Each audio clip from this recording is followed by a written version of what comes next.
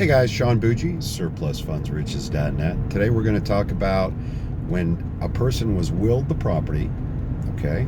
Everyone that owned the property died and it was willed to one person, and that person was a minor.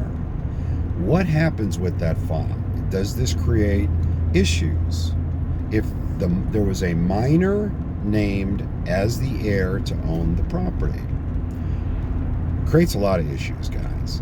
What's going to happen in that instance is, well, first of all, depending on the state, there are different ages of when you can own property, just so you know.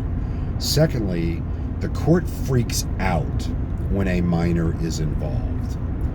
Generally, you're going to find that you're going to need to open that file, even if you know and the administrator or the executor said, yeah, everything's cool, they're the person that was owed the money. You're going to want to, first of all, go through the executor if there was an executor named. The executor will be able to handle that. You can do the deal through them.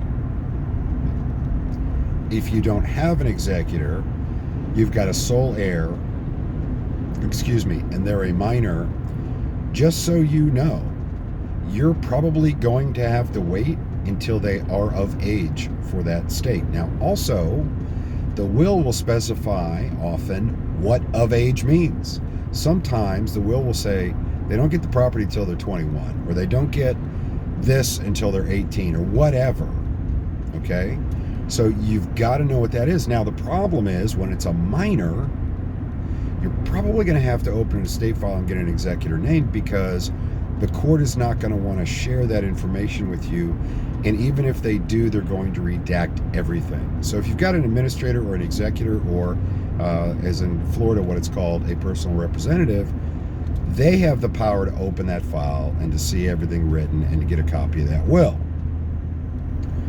You're not going to be able to do that without somebody granting you the authority to do that. Now, if the person was a minor when all this blew up and happened, and let's say they were in the age of where they're allowed to own property and they're considered an adult in that state is 18, okay?